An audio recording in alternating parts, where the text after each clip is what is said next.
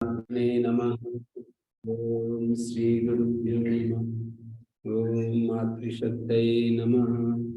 ओम असतो मा सद्गमय तमसो मा ज्योतिर्गमय मृत्योर्मामृतंगमय। ओम शांति शांति शांति। ये रविवार सत्संग की 22वीं कक्षा है, जिसमें आप सबका स्वागत है।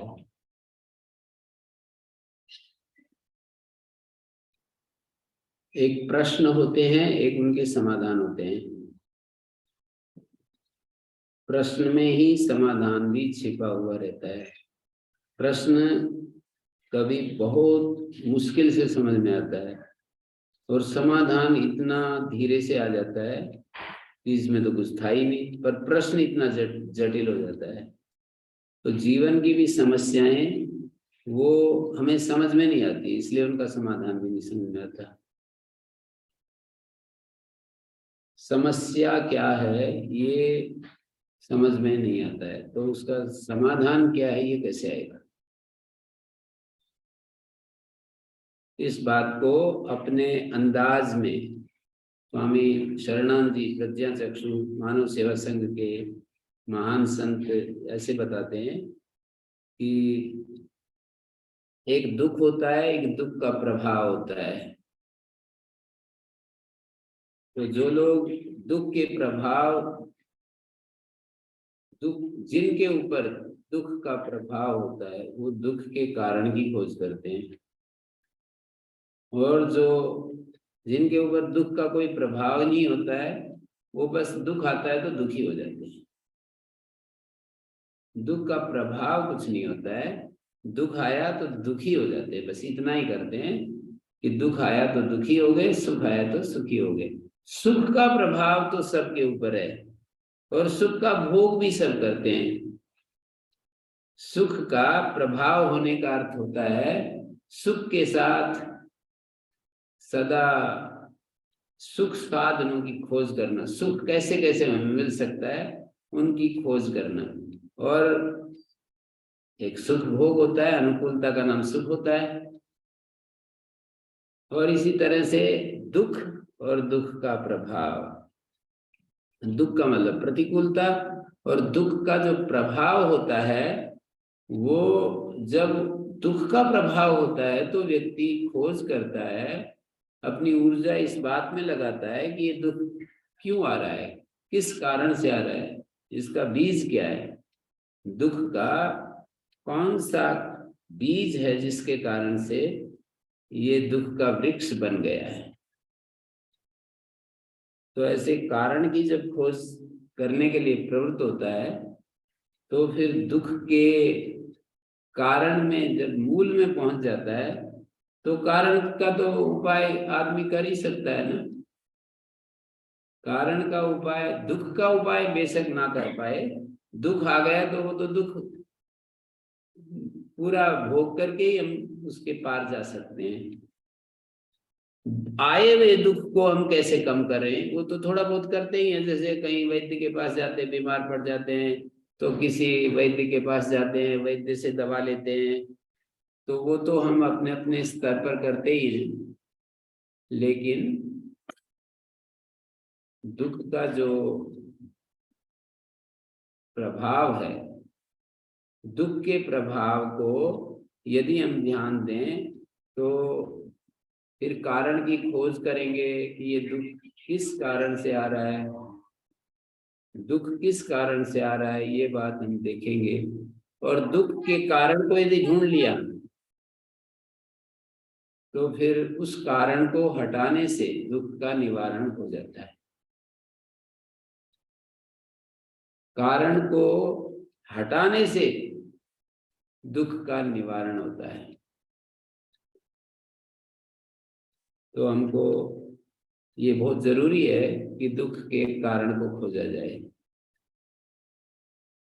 हमारे आचार्यों ने इस बिंदु पर बहुत विचार किया है कि दुख क्या है, दुख का कारण क्या है। इस बिंदु पर किसको हम दुख कहें।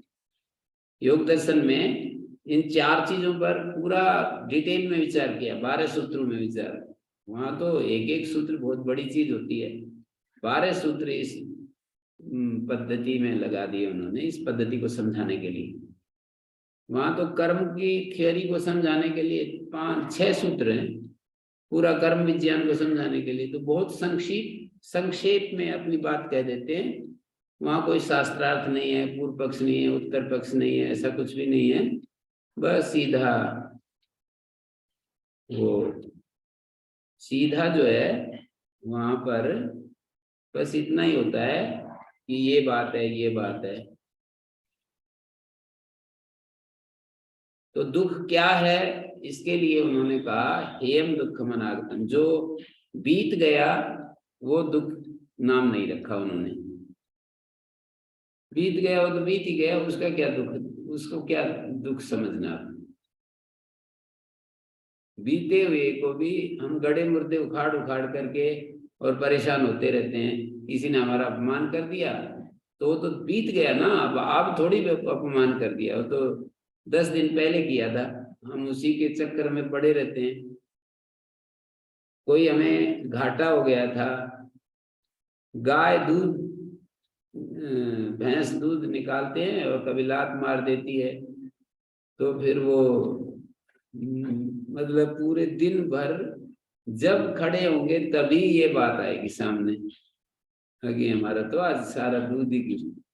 माताएं परस्पर बात चलाएंगी तो यही बात आएगी कि आज तो हमारा सारा दूध ही बिखेर दिया। तो सुबह हुई थी घटना, अब क्या उसके बारे में सोचना है, मतलब सोचना है तो सावधानी रखो अगली बार। वो तो उसी समय अवेयरनेस होनी चाहिए जब गिरा कि हमने लापरवाही की और इसलिए गिर गया, और बिना लापरवाही के भी गिर गया तो अब क्या कर सकते हैं। फिर दूसरा सूत्र लगाना, ये जो है जीवन की समस्याएं भी अष्टाध्यायी के सूत्रों की तरह ही इनको लगा करके सॉल्व करनी होती हैं। फिर दूसरा सूत्र लगाना पड़ता है, सावधानी करने के बाद भी और फिर भी मतलब कुछ ना कुछ गड़बड़ हो गई तो फिर दूसरा सूत्र आएगा, करने में सावधान, होने में सहज, होने में प्रसन्न। जो हो गया सो प्रसन्न, करने में सावधान रहो। करने में हम सावधान रहें और सावधान रहते रहते भी कुछ हो जाए तो उसको स्वीकार कर लें, ये दूसरा सूत्र लगेगा। फिर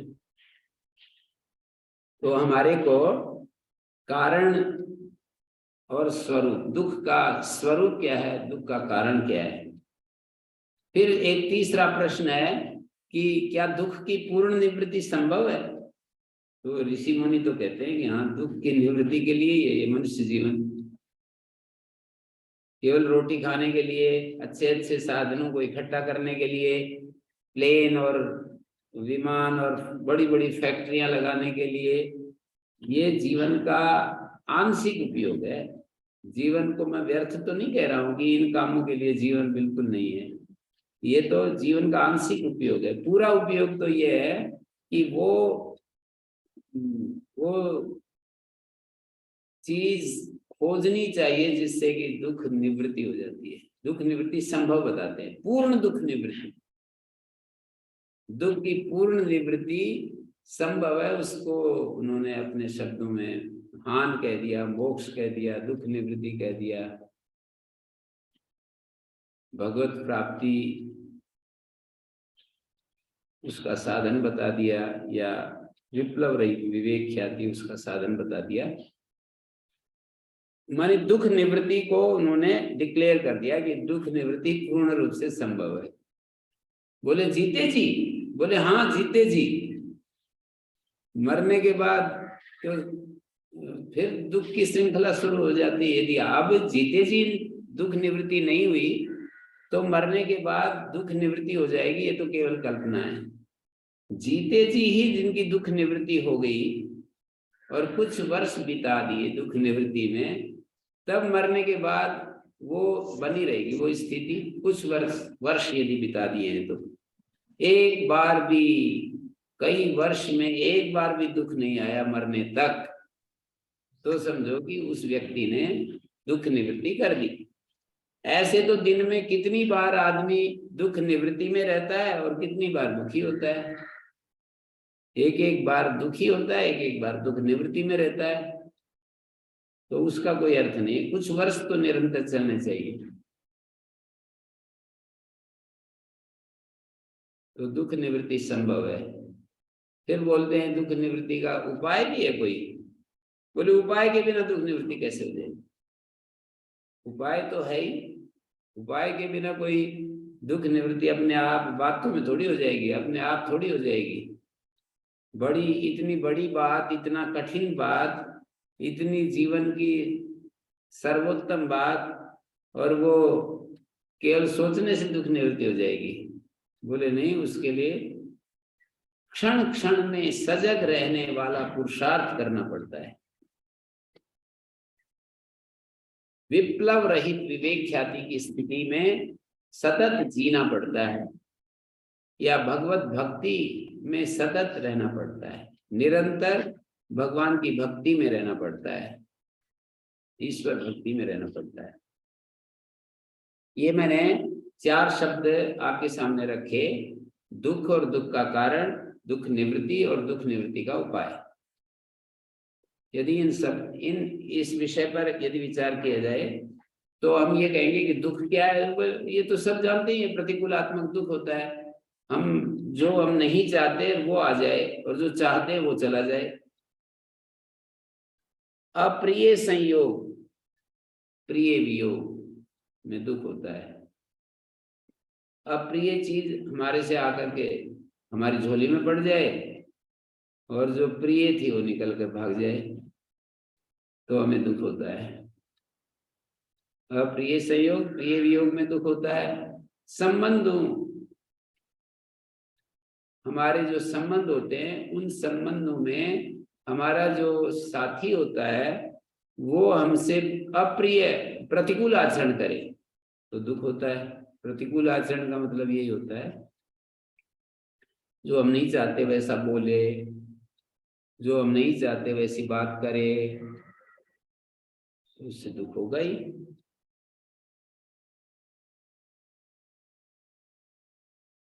दुख हेयम दुख मनागतम, उन्होंने कहा कि जो बीत गया, बीत गई सो बात गई। तो बीती हुई चीज के बारे में सोचना व्यर्थ है। बीती हुई चीज के बारे में सोचना व्यर्थ है। अब ऐसा समझ लेने के बाद भी वो चीजें तो संस्कार बल से आ ही जाती हैं। चीजें संस्कार बल से वो तो आ ही जाती है, उनको कौन, कैसे हम उनको रोक सकते हैं? तो इस तरह से हमारे को कोई ऐसा साधना करनी पड़ती है, ऐसा कुछ करना पड़ता है कि हमारे को दुख न सताए। साधना के बिना तो साध्य को प्राप्त करना असंभव है। जो भी चीज हम पाना चाहते हैं उसके लिए साधन करना पड़ता है। साधना कहो साधन कहो एक ही बात है। तो साधन के बिना साध्य तो मिलता नहीं है, उपाय के बिना उपेय की प्राप्ति नहीं होती है। साधन कहो उपाय कहो एक ही बात है।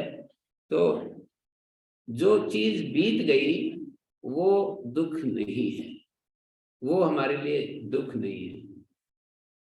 जो चीज बीत गई और जो वर्तमान में भी जहां जिस प्रक्रिया से गुजर रहे हैं, दुख के जिन क्षणों से गुजर रहे हैं, वो भी भूतकाल में जा रही है, वो भी भूतकाल में चली जाएगी, तो वो भी दुख नहीं है। जिस क्षण हम दुख से गुजर रहे हैं वो भी दुख नहीं बता रहे ऋषि लोग, उसको भी दुख नहीं कह रहे।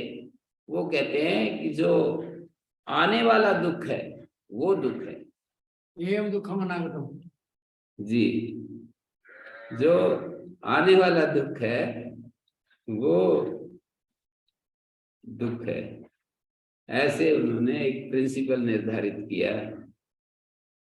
कि जो अभी दुख आया नहीं, आने वाले का मतलब है आ सकता है, उसकी पॉसिबिलिटी है, आ सकता है, उस दुख को देखना चाहिए अपनी दिव्य दृष्टि में, अपनी दीर्घ दृष्टि में, अपनी सूक्ष्म दृष्टि में, अपनी विचार दृष्टि में देखना चाहिए कि ऐसा दुख हमारे जीवन में कैसे आ सकता है, कहाँ से आ सकता है, ऐसे देखना चाहिए।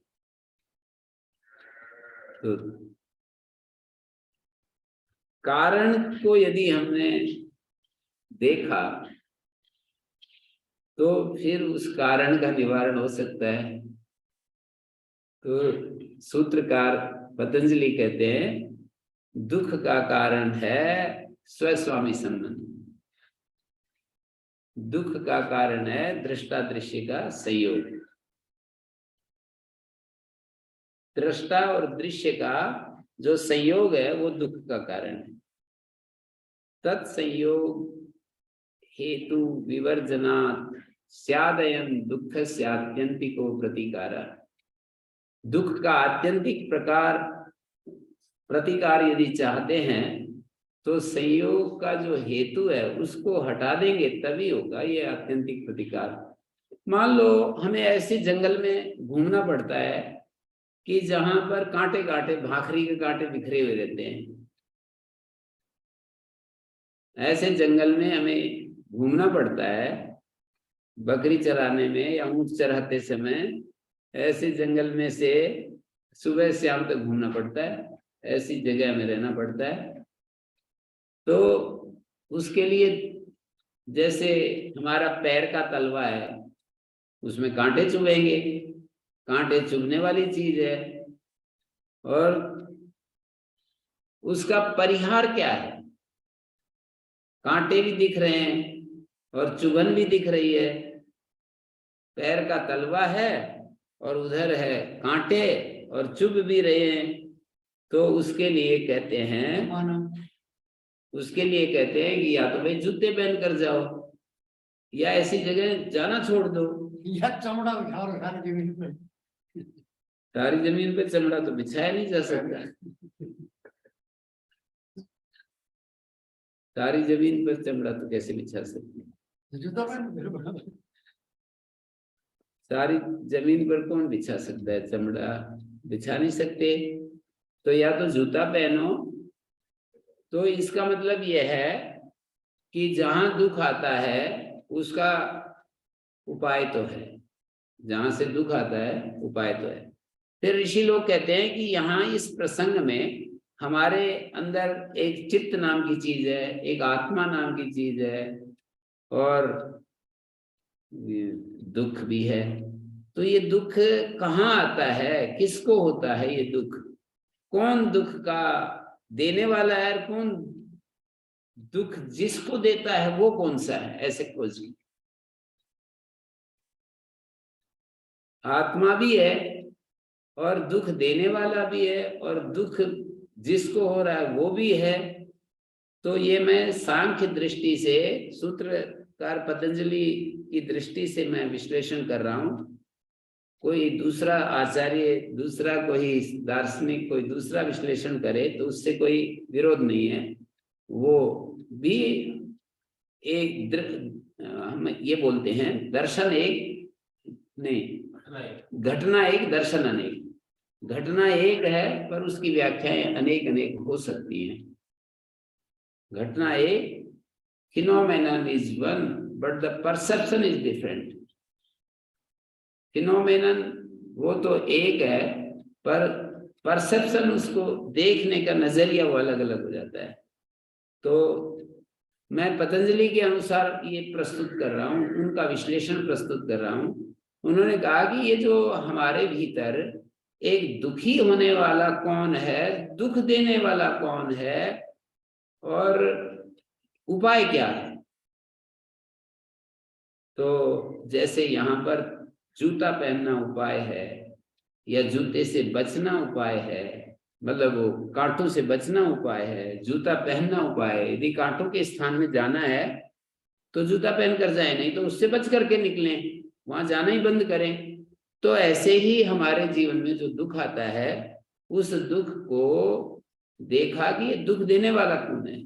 तो बोले कि रजोगुण जो है ना यही दुख देता है। और दुख लेता कौन है, किसको दुख देता है? बोले सत्वगुण को देता है।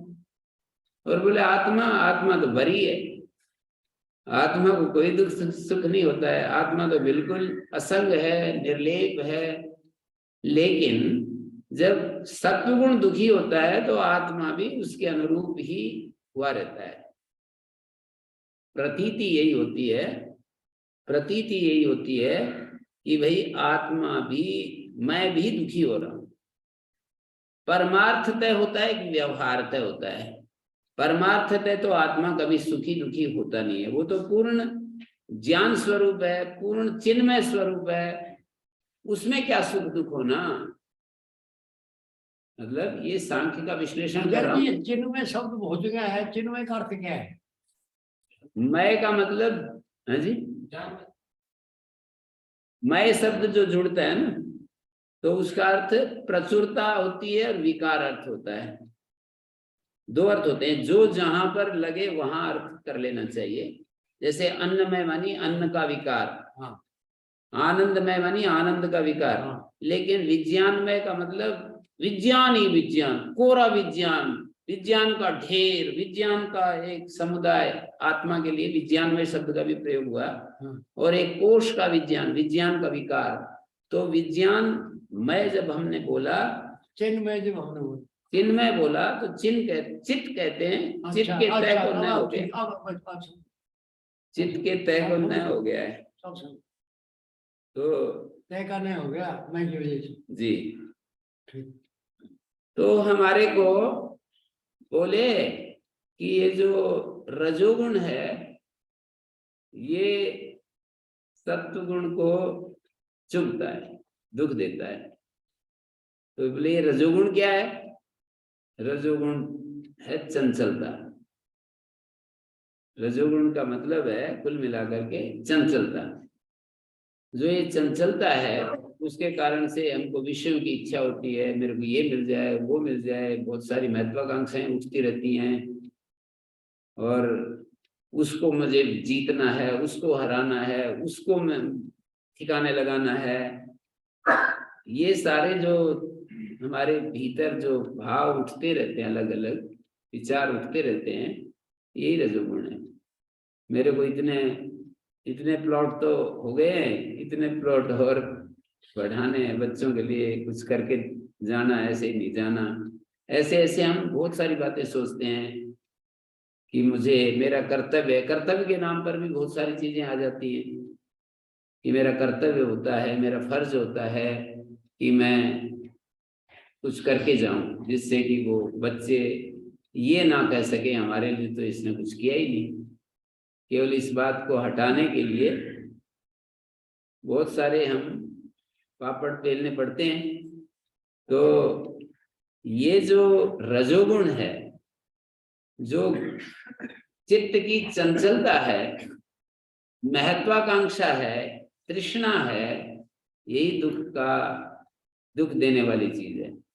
एक होती है आवश्यकता, एक होती है इच्छा, एक होती है तृष्णा। तो तृष्णा को दुख का बीज कहा है, आवश्यकता को दुख का बीज नहीं कहते। जैसे हमें मकान चाहिए, हमारे भोजन चाहिए, हमारे को वस्त्र चाहिए, औषध चाहिए, ये तो आवश्यकता है, ये क्या दुख देंगी? हमारी आवश्यकता हमें दुख नहीं देती है, तृष्णा दुख देती है। आवश्यकता तो कोई भी आदमी अपनी पूरी अस्तित्व का नियम है, वो तो हमें करनी होती है, उसमें दुख भी नहीं है। तो मकान मेरे पास होना चाहिए, पर मकान किस तरह का होना चाहिए तो फिर इच्छा हो जाती है। और मकान कई सारे होने चाहिए, साधन उतने हैं नहीं, पर हम यही सोचते रहते हैं। देखो उसके पास, वो जयपुर में जाता है तो उसके पास अलग मकान है, और उधर दिल्ली जाता है तो उसके पास अलग मकान होता है, और ऋषिकेश जाता है तो वहां भी एक कमरा खरीद रखा है, और बेंगलोर जाता है तो वहां भी एक फ्लैट ले रखा है। तो इसका नाम तृष्णा है।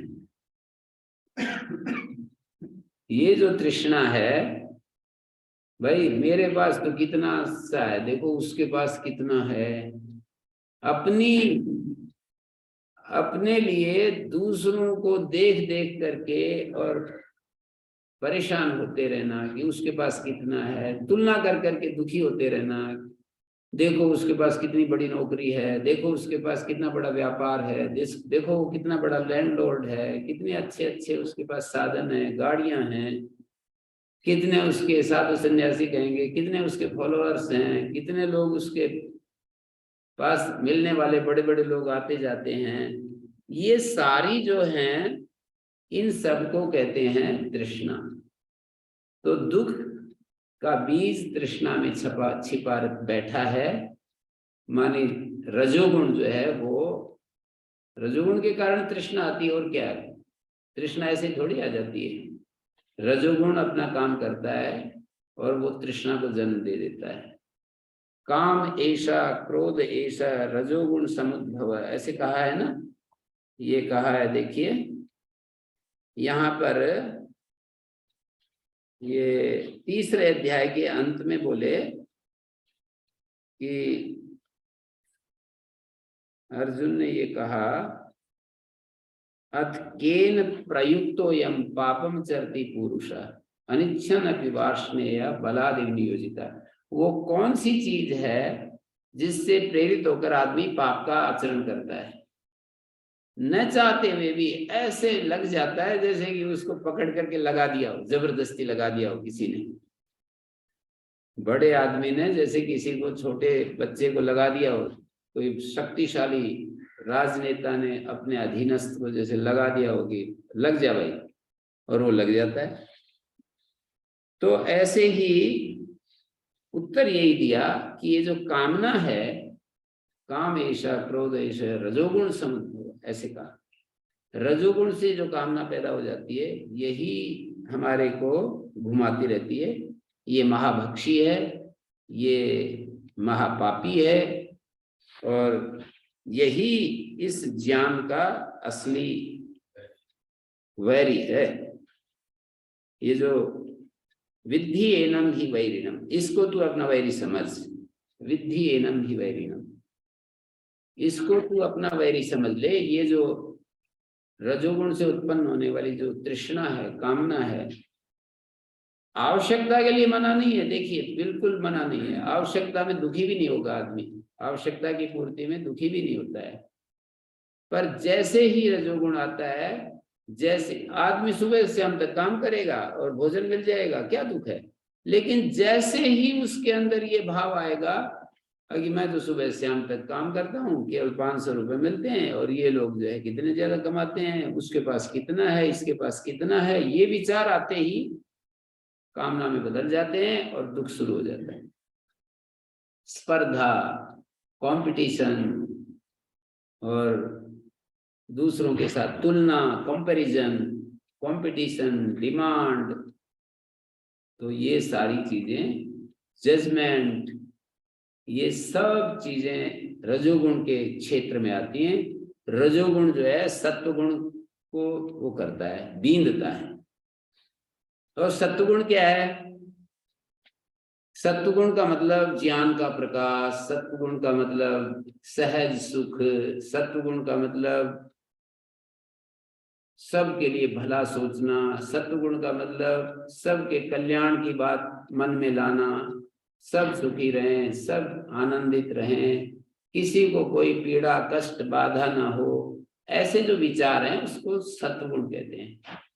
तो सत्वगुण सहज सुख, उसको रजोगुण वो करता है, हिलाता है। रजोगुण जो है धक्का देता रहता है, आकर के कभी इधर से बाण मार देता है, कभी उधर से बाण मार देता है। अभी कितने पढ़े लिखे लोग भी, समझदार लोग भी, कामनाएं जब उठती हैं तो कितने विक्षुब्ध हो जाते हैं। उसको आप थोड़ा सा उनके जीवन को आकलन करके धीरे से देखा जाए तो पता लगेगा कि कितना कष्टकारी हो जाता है ये। आचार्य जी वो पढ़े लिखे थोड़ी है।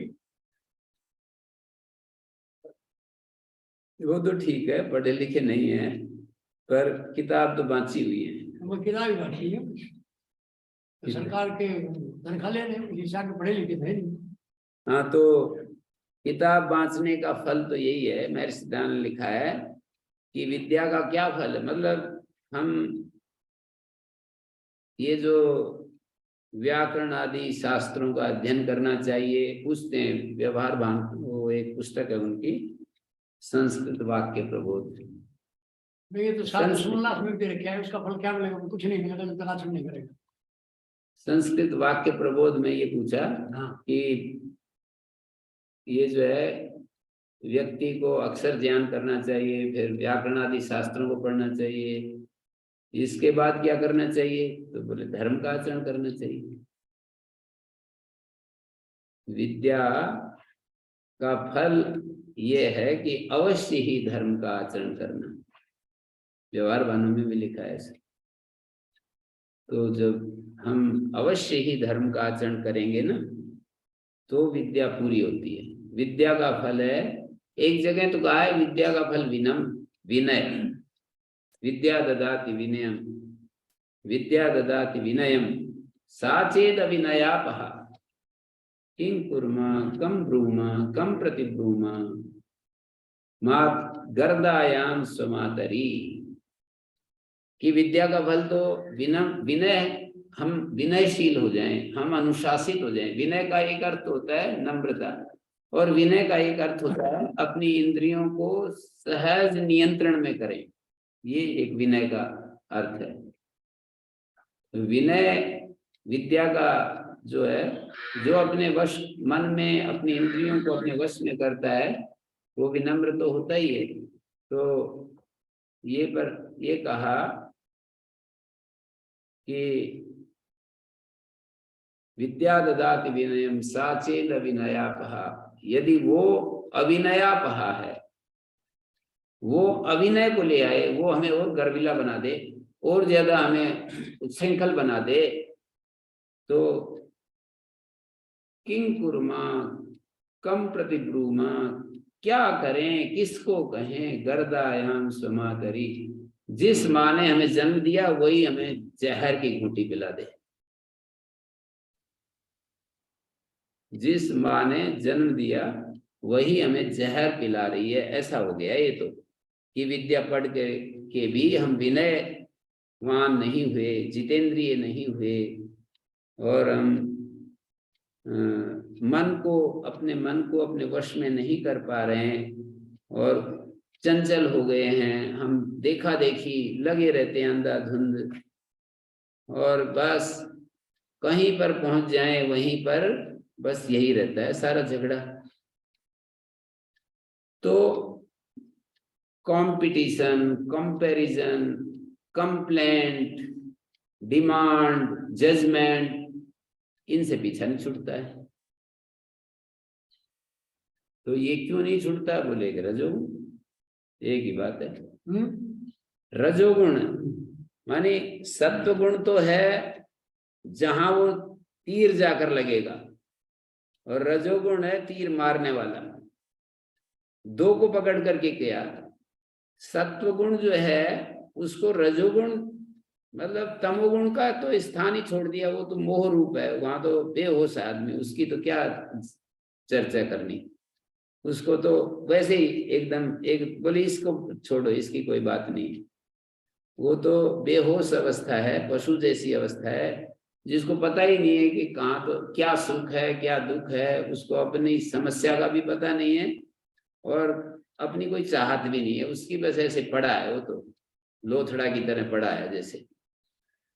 तो रजोगुण को उन्होंने दुख का कारण बताया, और कौन दुखी होता है ये महत्वपूर्ण बात है। उन्होंने कहा कि ये जो हमारी बुद्धि होती है ना, बुद्धि का एक हिस्सा जो रजोगुण प्रधान है वो दुख देता है, और जो सत्वगुण प्रधान है वो दुखी होता है।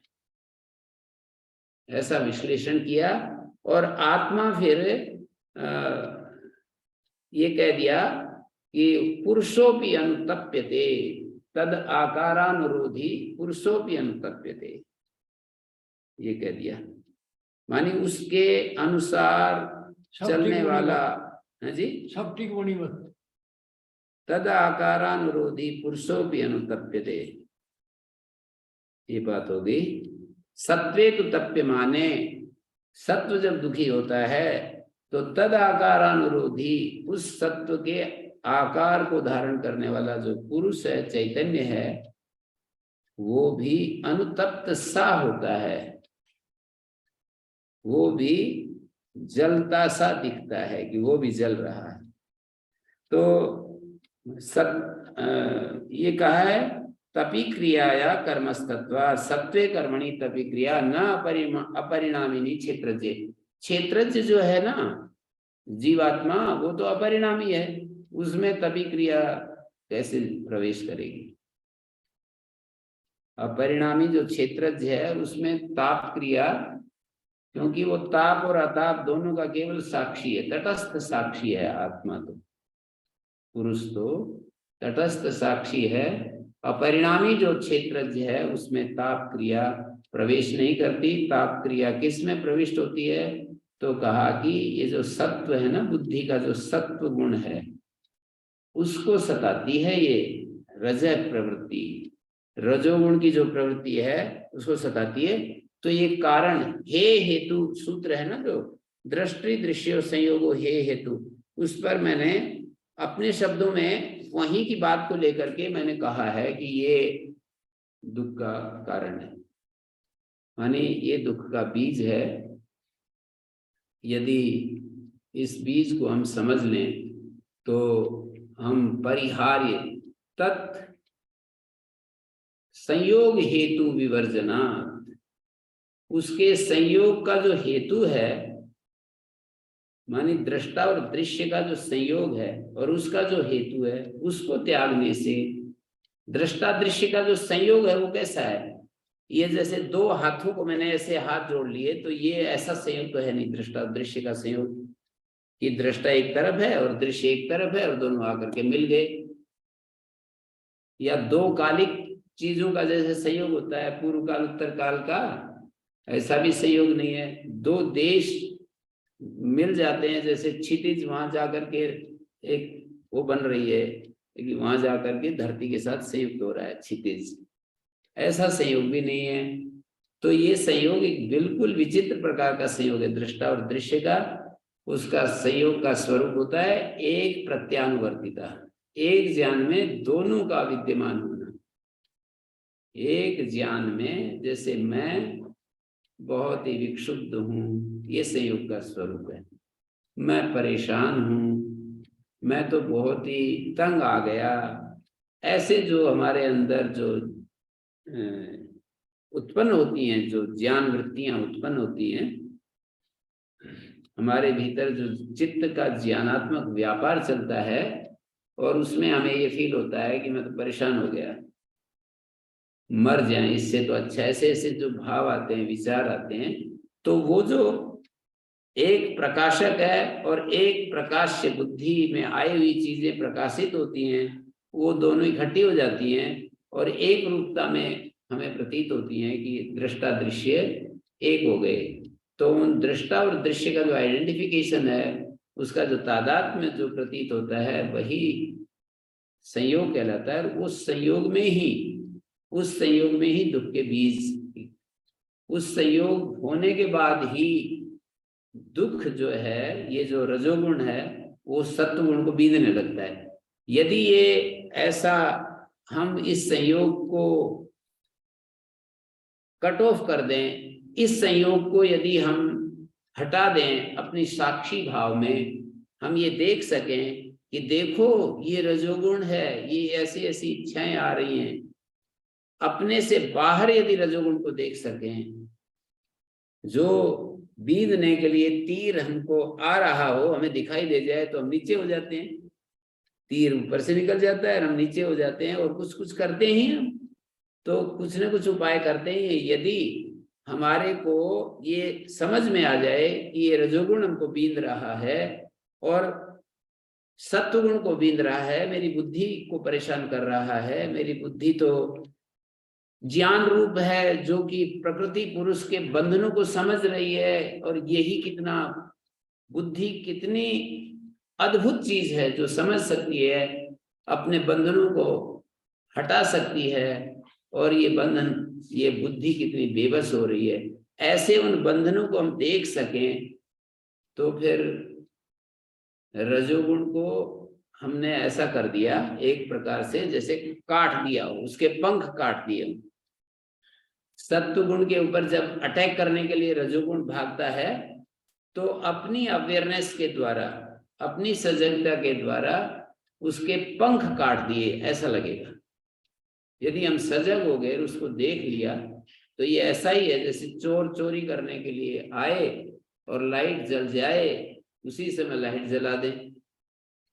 कोई दुष्ट आदमी दुष्टता करने के लिए किसी घर में घुस जाए और लाइट जल जाए, भागेगा। तो फिर कहाँ पर ठहरता है वो, कहाँ ठहर सकता है।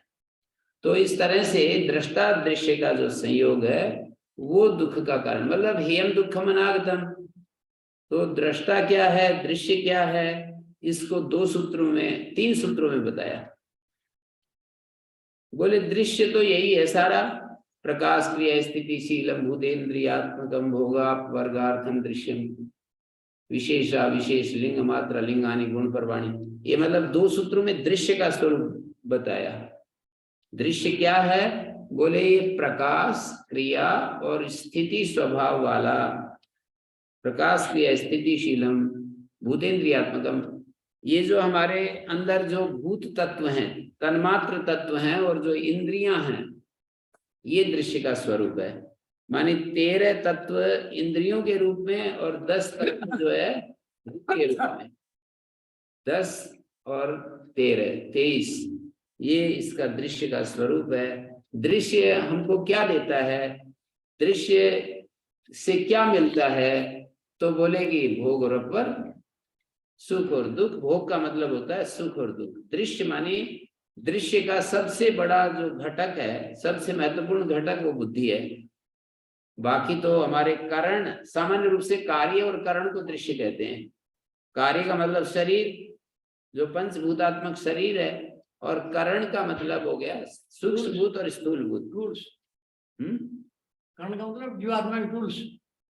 करण का मतलब जो इंस्ट्रूमेंट है, जो साधन है, तो वो साधन जो हैं वो हमारे करण नाम से कहे जाते हैं। उन करणों में सबसे महत्वपूर्ण जो करण है ना, वो है बुद्धि। उस बुद्धि रूपी करण के, वो जो बुद्धि रूपी करण है, वो हमको सुख दुख देती है और वो हमें सुख दुख से ऊपर उठा देती है, बंधन मुक्त भी कर देती है। भोग और अपवर्ग, भोग और अपवर्ग का मतलब ये होता है सुखी दुखी करना, सुख दुख देना, ये भोग है। सुख दुख देने को भोग कहते हैं। और सुख दुख के अलावा जो है ज्ञान को प्रस्तुत करना, ज्ञान में रखना, ये अपवर्ग है। अपवर्ग का मतलब ये होता है संसार जिससे अपवृक्त हो जाता है। अपवृज्यते अनेन संसार इति अपवर्गा, जिससे संसार भग्न हो जाए, टूट जाए। संसार किम नाम संसारित्वम, सुख दुख भोक्तृत्वम नाम संसारित्वम। सुख दुख का कभी सुखी होना कभी दुखी होना, यही चल रहा है जीवन में। मतलब कुछ इच्छाएं पूरी हो जाती हैं तो बड़े उछलते हैं, कुछ इच्छा पूरी नहीं होती हैं तो परेशान होते हैं, यही चल रहा होता है। तो इसका नाम भोग है। और अपवर्ग क्या है, जहाँ हमारे संस्कार क्षीण हो जाएं, हमें स्वरूप की प्राप्ति हो जाए, 2 काम हो जाएं, स्वरूप की प्राप्ति हो जाए, संस्कार क्षय हो जाएं, तो इसका नाम अपवर्ग है। तो बुद्धि से ही ये काम होता है। अग्र्या बुद्धि दृश्यते तो अग्र्या बुद्धिया, सूक्ष्म या सूक्ष्मदर्शी भी, सूक्ष्मदर्शी अग्र्या बुद्धि के द्वारा उस आत्म तत्व को देखते हैं और संस्कारों का क्षय करने के लिए बार बार हम प्रतिपक्ष भावना का प्रयोग करते हैं और काम क्रोध लोभ मोह अहंकार ईर्ष्या द्वेष आदि विकारों की व्यर्थता को अनुभव करते हैं कि ये सब व्यर्थ हैं, ये सब मेरे जीवन के लिए कुछ भी इनका महत्व नहीं है। ऐसे जो हम बार बार अपने को सुनाते हैं, अपने आप को ये बात बार बार सामने लाते हैं कि ये सब जीवन के जो रूप है ना, वो मुझे नहीं चाहिए, मेरे लिए इनका क्या उपयोग है, होगा किसी के लिए, मेरे लिए तो कुछ उपयोग नहीं। ऐसे जब अपने को समझा देते हैं बार बार बार बार, तो संस्कार क्षीण होते जाते हैं, आत्म स्वरूप में ठहर जाते हैं उधर संसार से, क्योंकि पुराने संस्कार एकदम जाते नहीं है। आत्म स्वरूप में ठहर भी गया कोई तो पुराने संस्कार बीच बीच में आते रहते हैं, तो उन पर भी काम करना होता है। पुराने संस्कार को ज्ञान के द्वारा जलाना होता है, ज्ञान के द्वारा ज्ञान दग्ध करना होता है, ज्ञान के द्वारा उन संस्कारों को जलाना होता है। ज्ञान के द्वारा संस्कार को जलाने का क्या मतलब है? अक्रोध के द्वारा क्रोध को जलाना, निर्लोभता के द्वारा लोभ को जलाना, प्रेम के द्वारा ईर्ष्या द्वेष को जलाना, और संयम के द्वारा असंयम को जलाना, ब्रह्मचर्य के द्वारा अब्रह्मचर्य को जलाना, अपरिग्रह के द्वारा परिग्रह को हटाना। तो विपरीत जो चीज है, शौच संतोष तपस्वाध्याय ईश्वर प्रणिधान, अचौर्य व्रत के द्वारा चोरी को हटाना, अपने अंदर उन संस्कारों को बढ़ाना होता है। अहिंसा का, प्रेम का संस्कार, अहिंसा माने प्रेम, अहिंसा के संस्कार को बढ़ाना होता है, सत्य के संस्कार को बढ़ाना होता है, अस्तेय के संस्कार को बढ़ाना होता है, ब्रह्मचर्य परिग्रह शौच संतोष तप स्वाध्याय ईश्वर प्रणिधान, इनके द्वारा ये एक एक संस्कार को, क्योंकि जिस वृत्ति में जिस भाव में हम रहते हैं तो वो भाव या वो वृत्ति हमारे अंदर कार्य कर रही होती है, तो उसी प्रकार का संस्कार पैदा होता है। जैसे हम ईश्वर के प्रेम में रहेंगे तो ईश्वर प्रेम का संस्कार बढ़ेगा, अपने अहम के साथ प्रेम करेंगे तो अहम सक्रिय रहेगा। अपने अहम को यदि हम महत्व देंगे, अहम को महत्व देंगे तो वो सक्रिय रहेगा। तो हमारे को ये बात समझ लेनी चाहिए अच्छे से कि संस्कार कैसे दग्ध होते हैं, संस्कार कैसे दग्ध होते हैं। सीधी सी प्रक्रिया बताई, जगह जगह योग सूत्रों में कितने सारे हेतु फल आश्रय आलंबन, इनको यदि हम नष्ट कर दें तो संस्कार नष्ट हो जाए। माने हेतु माने अविद्या, अज्ञान, इग्नोरेंस, नेस्कियंस। तो अविद्या फल, हेतु माने अविद्या कारण, हेतु फल, फल का मतलब जो स्मृति है उसको फल कहा है। वासना की जो स्मृति हमारे अंदर आ जाती है, वासनाओं की जो स्मृति है उससे भी वासनाएं इकट्ठी होती रहती हैं। और चित्त, अज्ञानी चित्त, अज्ञानी जो चित्त है, अज्ञान अवस्था वाला जो चित्त है वो भी वासनाओं को इकट्ठा करता है, और आलंबन से भी वासनाएं इकट्ठी होती हैं। तो इससे हम सहज हो सकते हैं, मुक्त हो सकते हैं। एक तो ये पैथी बताई, फिर कहा मैत्री करुणा मुदितोपेक्षा, इनके द्वारा हम संस्कारों को शिथिल कर सकते हैं। फिर ये कहा ध्यान के द्वारा हम संस्कारों को, माने क्रियायोग, तपस स्वाध्याय ईश्वर प्रणिधानानि क्रियायोग, तब स्वाध्याय ईश्वर भक्ति, उसके बाद ध्यान या तद्वृत्तया ते प्रतिप्रसव या सूक्ष्म। इस प्रक्रिया से हम अपने संस्कारों को क्षीण करते हैं। मानी एक क्रियायोग का स्टेप है, दूसरा स्टेप प्रसंख्यान ध्यान, ज्ञान, अपने आप को चिन्मय उस स्वरूप में देखना, अनुभव करना, ये प्रसंख्यान ध्यान है। और ते प्रति प्रसव हेया, वो जो हमारा मन बुद्धि है उसको कारण में ले जाकर के छोड़ना, उसको निरंतर उस पर काम करते करते करते करते जो उसका प्रकट रूप है, जो हमारी बुद्धि का, हमारी इंद्रियों का जो प्रकट रूप है, उसको उसके कारण में पहुंचा देना। कारण में पहुंचाने का मतलब जो मूल तत्व है, मूल प्रकृति जिसको कहते हैं, माया विद्या आदि शब्दों से कहते हैं, उसमें पहुंचा देना। तो इन उपायों से फिर एक जगह का श्रद्धा वीर्य स्मृति समाधि प्रज्ञा पूर्व की दर्शन, इससे संस्कार क्षीण होंगे, मानी समाधि की तरफ बढ़ेंगे, समाधि से समाधि के संस्कार बढ़ेंगे, और समाधि संस्कार चंचलता के संस्कारों को हटाएंगे। दुख का जो बीज है वो चंचलता है, और चंचलता हटाने के लिए एकाग्रता, और एकाग्रता बनाने के लिए अभ्यास वैराग्य अभ्याम तन निरोध, अभ्यास और वैराग्य के द्वारा उस चंचलता को हम हटा सकते हैं।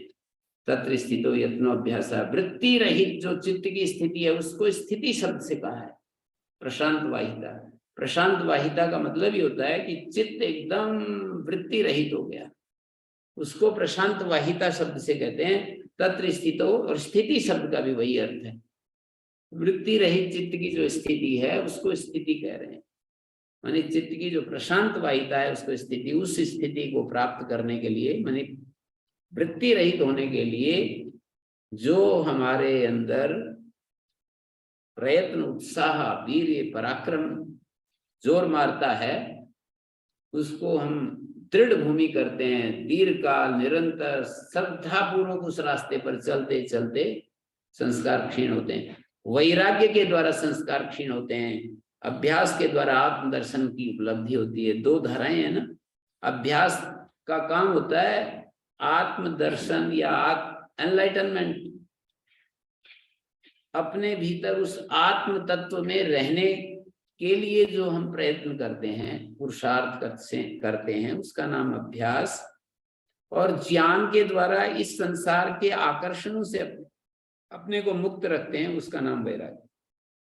माने साथ साथ इन दोनों उपायों से हम संस्कार क्षय की तरफ जाते हैं और आत्म उपलब्धि की तरफ जाते हैं। जितना हम संसार के विषयों में दुख दर्शन करते हैं, जितना इन संसार की चीजों में हम इन संसार के ऐश्वर्य, संसार के भोग, संसार की वस्तुएं, इन सब चीजों को जितना व्यर्थ देख सकते हैं हम गहराई से, जितना इनको व्यर्थ देख सकते हैं, उतना उतना संस्कार क्षीण होते जाते हैं।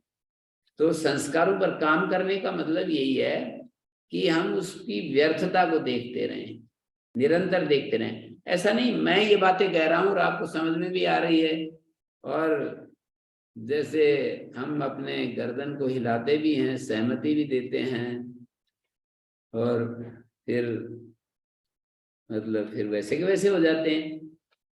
यहाँ से आप गए तो अपने हिसाब से अपना काम करते हैं, चलते रहते हैं।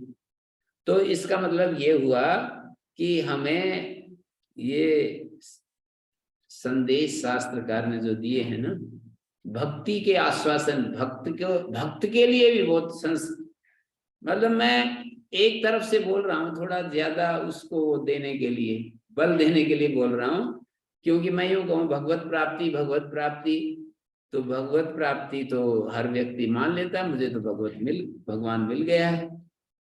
पर उसी व्यक्ति को ये कहा तुम्हारे संस्कार भी सब रुक गए, तो बस वो यूं कहेगा पहले से तो काफी फर्क पड़ गया। वो ये नहीं कह सकता कि जी हाँ बिल्कुल, और पहले से क्या फर्क पड़ गया। मतलब यदि विपरीत परिस्थिति मिले तब बताएं पहले से कितना फर्क पड़ गया।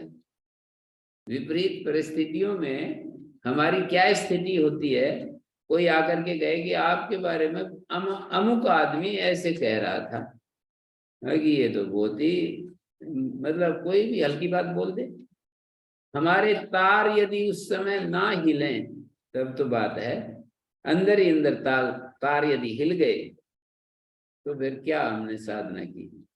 तार हिल जाते हैं बड़ाई सुन करके भी और निंदा सुन करके भी। हम उतने प्रगाढ़ स्थिर मन की स्थिति में नहीं रह पाते। वो तो देखो, जो पहलवान अपने दंगल में पूरा रियाज करता है, मेहनत करता है, पूरा वो करता है, कोशिश करता है, तब वो बराबर के पहलवान के साथ जो है ना टकरा सकता है। तो ये तो बराबर के पहलवान है। ये जो दुनिया है ना, ये दुनिया तो ऐसी है, ये दुनिया तो ऐसी है कि जो मतलब हथेली पे सर हो जिसका वो आए, ये कोई ऐसा बोलते हैं महफिल नहीं है, ये कोई महफिल नहीं है। हथेली पे सर हो जिसका वो यहाँ आए। तो इस दुनिया में मतलब ये निश्चय भी किसके होते हैं, कितने लोगों के ये निश्चय होते हैं कि मुझे दुख मुक्त जीवन जीना है, मुझे संस्कार मुक्त होने के लिए प्रयास करना है।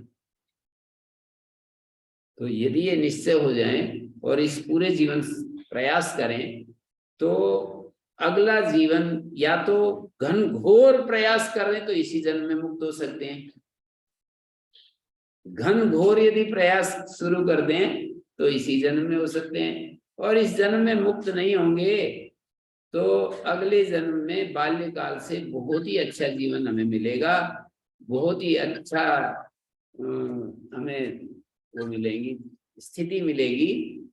मतलब मैं कई बार ऐसा सोचता था, कई बार ऐसा सोचता था कि चलो ठीक है। कई लोग जब स्वयं भाषण दे रहे हो, कई ऐसे लोग भी होते हैं ना कि जिनका पेशा भाषण देना होता है, तो फिर वो ये अपेक्षा करते हैं दूसरों से कि जब मैं भाषण दूं तो बराबर में बैठा हुआ बात ना करे मंच के ऊपर। सही बिना कहे सही। फिर मास्टर ओम प्रकाश जी का था, बोल मैं आ रहा हूँ, कोई बात आपस में नहीं गई है, बोल मैं आज ना आपकी आवाज अमेरिका तक जा रही है। तो कई कई लोगों को मैंने देखा कि अपना भाषण चलेगा तो तब तो बिल्कुल एकदम से, और दूसरा जैसे बोलने लगता है ना तो फिर खुसर खुसर खुसर खुसर पीछे बैठे बैठे मंच पर। तो ये मतलब इसको धर्म नहीं कहते हैं, मतलब हम अपने लिए जैसा चाहते हैं दूसरों से तो उसके साथ वैसा ही व्यवहार करना चाहिए। ये छोटी छोटी बातें हैं, इनको यदि हम नहीं सिद्ध करेंगे तो ये बड़ी बड़ी संस्कार क्षय, अमृतत्व, भगवत प्राप्ति, इनकी तो कल्पना ही कर लो फिर बात ही बात है, ये तो फिर बात ही बात है। हाँ, तो हमारे को ये जो कहना चाहिए कि ये समझना है कि ये दुख का हेतु क्या है, दुख का कारण क्या है। दृष्टि दृश्य संयोग हे हेतु, फिर ये दृश्य का स्वरूप बता दिया, बुद्धि दृश्य है और दृष्टा उसका प्रकाशक आत्मा है। दृष्टा दृषि मात्रा शुद्ध, ये दृष्टा तो दृषि मात्र है, शुद्ध है। प्रत्यानुपश्या, ये जो हमारे अंदर चित्त वृत्तियां उदय होती हैं उनके अनुकूल होकर के देख रहा है, मतलब उनका जैसा तो नहीं होता है पर उन जैसा सा दिखता है। जैसे कि पानी के अंदर सीधी डंडी भी टेढ़ी दिखती है, टेढ़ी नहीं होती है पर टेढ़ी दिखती है, तो ऐसे ही दृष्टा जो है वो दृश्य के जैसा दिखने लगता है। दृश्य यदि दुखी है तो दृष्टा भी दुखी दिखने लगता है, दृश्य यदि मोह में है तो दृष्टा भी, मानी जैसी वृत्ति वैसा दृष्टा, ऐसा एक इक्वेशन बनता है। जैसा जैसी दृष्टि नहीं, जैसा हमारी बुद्धि वैसा दृष्टा, बुद्धि के अनुरूप उसकी स्थिति होती है। तो बुद्धि को शुद्ध करने के लिए ही सारी प्रक्रियाएं हैं, बुद्धि को शुद्ध करने के लिए साधना है, बुद्धि को शुद्ध करने के लिए हम योग साधन करते हैं, ध्यान करते हैं, मन को एकाग्र करते हैं, वाणी पर संयम करते हैं, अपना मन को अधर्म से रोकते हैं, हमेशा एकाग्र रखते हैं। ये सारी प्रक्रिया हमें केवल बुद्धि को शुद्ध करने के लिए की जाती है। आत्मा तो पहले ही शुद्ध है, आत्मा क्या शुद्ध करना। बुद्धि किसी की शुद्ध हो जाए, शांत हो जाए, स्थिर हो जाए तो बस बात बन गई। बुद्धि के 8 धर्म होते हैं, धर्म अधर्म, धर्म ज्ञान वैराग्य ऐश्वर्य, और अधर्म अज्ञान अवैराग्य अनैश्वर्य। तो अधर्म अज्ञान अवैराग्य अनैश्वर्य जो बुद्धि के 5 रूप हैं, उनसे 4 रूप हैं, अधर्म अज्ञान अवैराग्य, अवैराग्य माने राग, और अनैश्वर्य मंद इच्छा शक्ति। इससे हट करके हमें ध्यान, धर्म ज्ञान वैराग्य ऐश्वर्य, ये बुद्धि ही धर्म रूप होती है, बुद्धि ही अधर्म रूप होती है और कुछ नहीं। धर्म अधर्म, बुद्धि ही ज्ञान रूप होती है, बुद्धि ही अज्ञान रूप होती है, बुद्धि ही राग रूप होती है, बुद्धि ही विराग रूप होती है, और बुद्धि ही दृढ़ इच्छा वाली होती है, बुद्धि ही मंद इच्छा वाली होती है। तो हमें धर्म ज्ञान वैराग्य ऐश्वर्य, बुद्धि के जो 4 उत्कृष्ट रूप हैं उनको साधना होता है, उनकी साधना करनी होती है। उस साधना से हम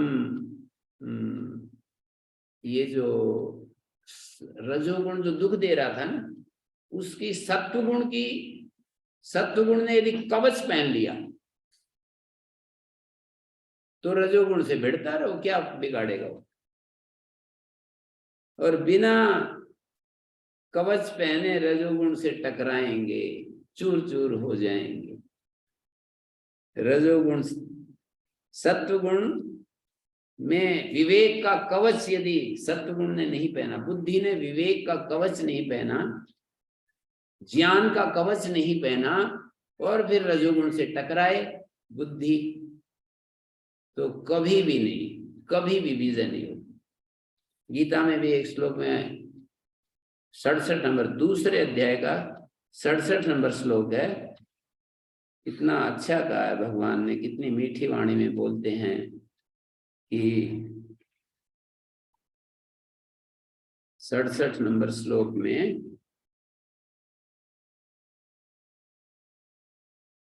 ये कहा है, देखिए 67, इंद्रियाणाम ही चरताम यन मनोन विधीयते।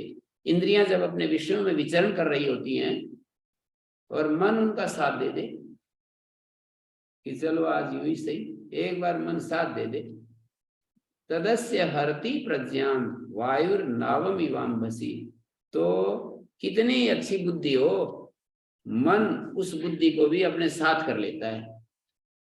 एक बार इंद्रियां विषयों में जाएं और मन उनका साथ दे दे, फिर कितनी अच्छी बुद्धि हो, मन ने यदि इंद्रियों का साथ दे दिया तो इंद्रियों को अब तो फिर समझ लो कि मन उस बुद्धि को भी अपने साथ ले लेगा।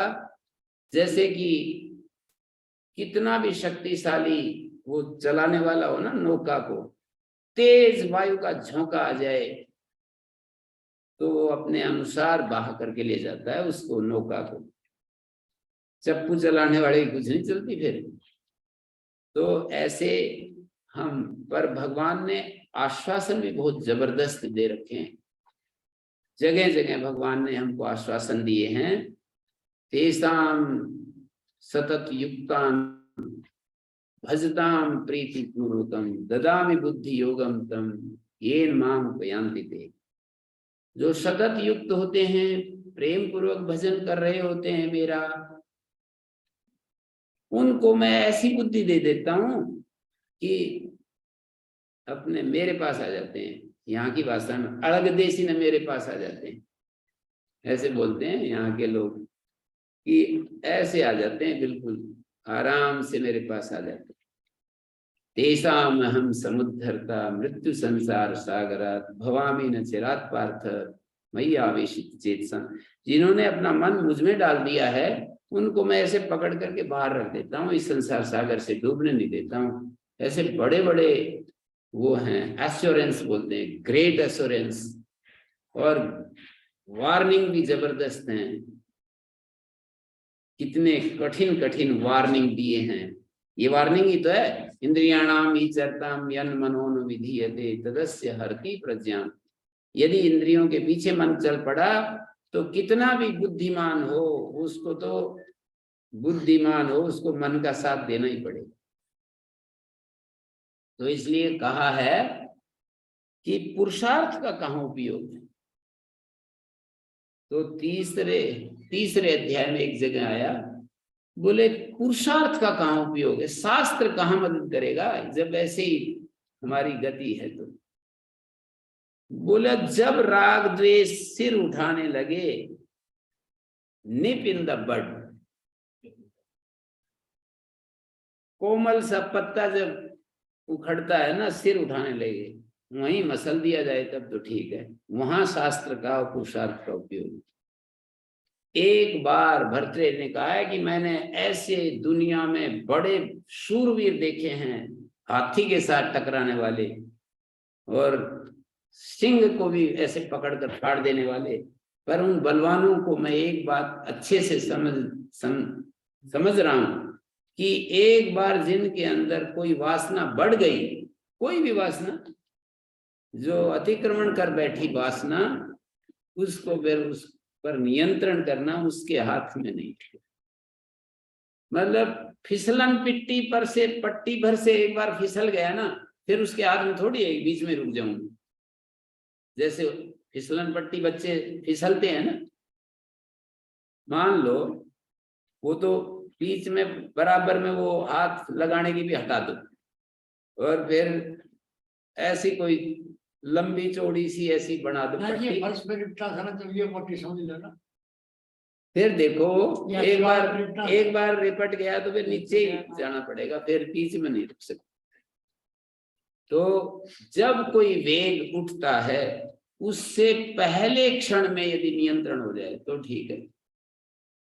आगे एक बार आगे बढ़ गए फिर कोई हमारे हाथ में नहीं है। फिर तो वही बात है, वो डागर साहब यहाँ पर सुनाते थे, डिप्टी कमिश्नर, बोले आचार्य जी वो एक आदमी बोल रहा था ना जंगल में शेर मिल जाए तो क्या करा, बोले मन ने क्या करना, फिर तो शेर ही करेगा जो करेगा।